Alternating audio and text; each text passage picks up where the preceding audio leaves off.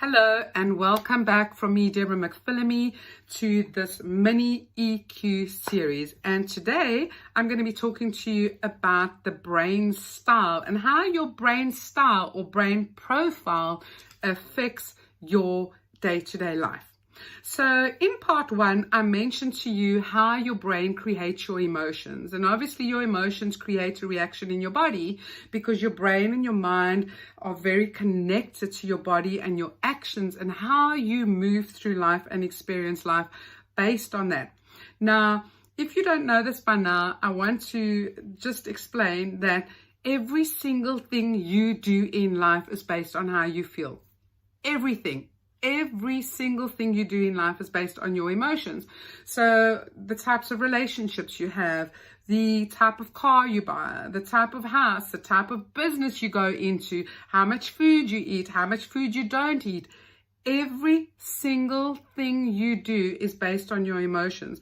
And that is why becoming emotionally intelligent is more important than anything else. Your EQ is more important than IQ, SQ, whichever Q, because your emotions are your guidance of whether you are living your life the way you are meant to, because I honestly believe that we are meant to have a life that is filled with joy and bliss. And I know that we all go through trauma and we have ups and downs, but we're not meant to stay in that. You know, we're not meant to be miserable the rest of your life. I really believe that if your life is not joyfully content, then you're going to have a hard time of it. And I know from experience that my life wasn't joyfully content for a very, very long period of time.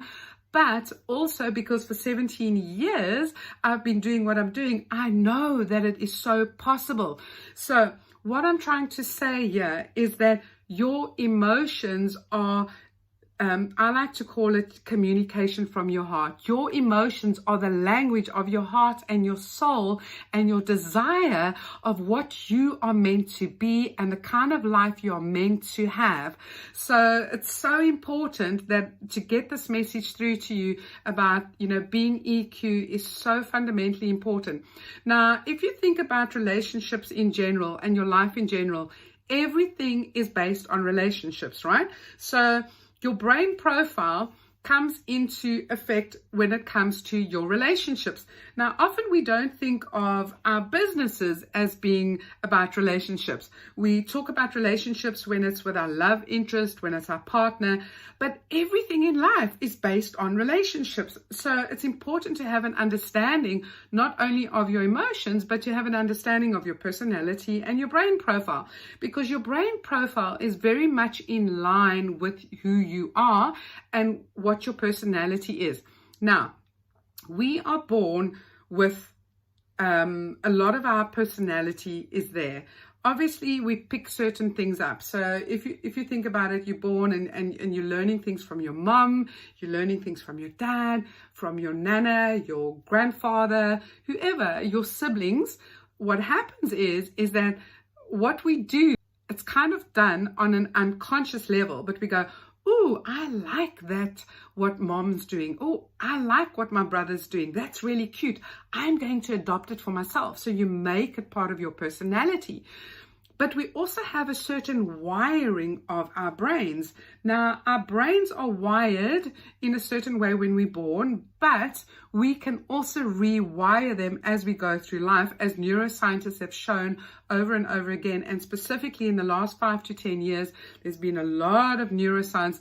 I remember when I discovered the wiring of my brain and how it wasn't functioning properly, and they only discovered it when I was 40. And at the time, up until then, they said, so that was 12 years ago, up until then, they said, you know what, we're all hardwired and by the age of 40. But then neuroscience proved that there's this thing called neuroplasticity and that you can rewire your brain. But what I'm talking here about is that we all born with a certain way that our brain is wired, and that is how we end up in the types of jobs that we end up in, and the way that we maneuver through life. So let me give you an example. So generally, if you look at personality traits, they like to talk about the 4 different personality traits, and they've been called various things or various names across the years. Now, when I trained in this, I did the Thomas International course, and they used to do it called DISC, and it was dominance, influence, specialism, or I can't remember, but it was DISC. Now, you get lots of different personality styles, but that was one of the first ones that came along. Now, your personality and your brain profile are wired very, very closely. So to give you an idea, so somebody that has got what they call a high C, which is very much people who are they're very critical thinkers, they're very corrective. That's what the C stood for, yeah? So very corrective. So their brains are wired in such a way that they can see faults. They can actually see the things that they need to change. So these are typically people who are auditors. They pick up on numbers. They can just automatically see that there's something off with a number. These are engineers. These are IT professionals. So people who are very, very specialized in their field. And it's because their brain is programmed in a way or wired in such a way that they can pick that up very quickly. Then when you get people who are at high D, which is dominance. Now, dominance, their brain is wired in such a way that they're natural leaders. So mine is a high D.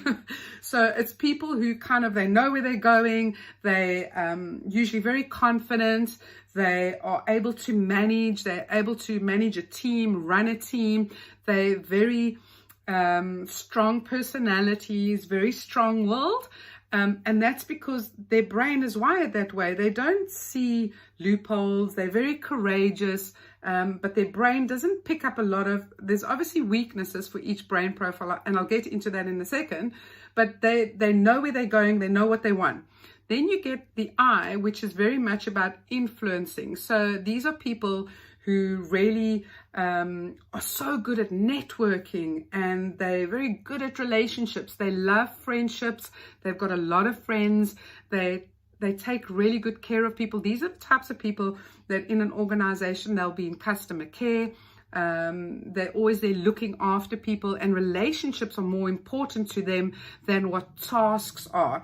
Whereas people that are high D, tasks that are managing are very important. People with a high C, tasks are very important, but not people, because they're very focused on finishing the task. Now, the S people are very specialized people, and they're usually very quiet. They're very observant. They only say something when it needs to be said. They're very very specialized. They've got a lot of attention to detail, but they're your typical introvert that looks and focuses and generally is very specialized in a field. So now, how your brain affects your day-to-day life is that when your brain has got that high focus in a specific area, like I just said, what it means is that you lose focus of other things that are not important to you, or what your brain deems not important. So I want to give you a little bit of an example here, because this is the only way I can explain it in a nutshell without going into further detail, but you can learn more about that in our course if you would like to. So to give you an idea, so for instance, my husband is an engineer. And so he's a very high IC person, and his brain is wired to look for faults. So he can walk onto a construction site, and they do all these massive big buildings. He can look onto his construction site. He can immediately tell what is off with the building or the structure that they're putting up. So it could be that the screws are the wrong size. It could be that the tolerance levels are out. He can tell by absolute millimeters. But if he doesn't understand how his brain works, and if he doesn't take notice of it, what usually happens with him, and he's had to be reminded in the past, but now that he's into the zone of this, he doesn't have to be reminded anymore, is that when he comes home, his brain is still wired to look for the same faults. So he can never relax. He can never just unwind or sit and allow things to be, because his brain's constantly looking for safety issues, faults, What can he fix? What is wrong here? He can't relax because his brain's constantly in overdrive.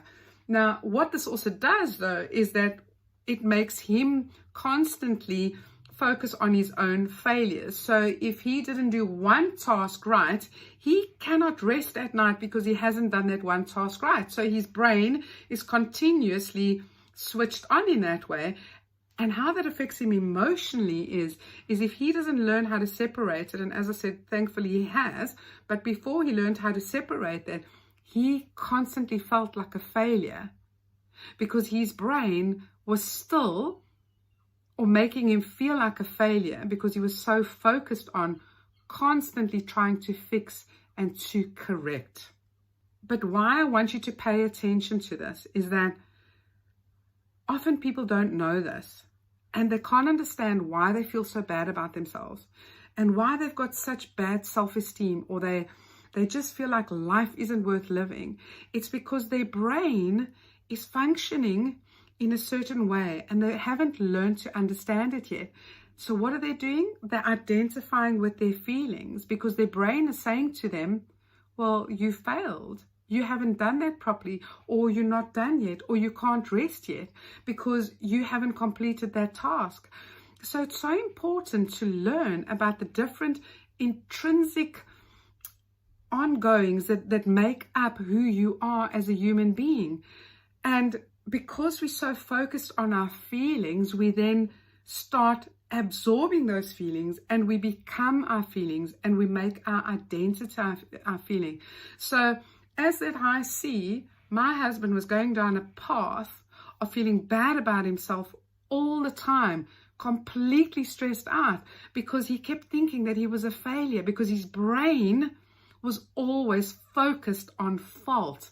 And the minute he learns how to refocus and to understand why that happens, he was able to separate from that, separate from the feelings, and be able to be more relaxed and at peace with who he is as a human being.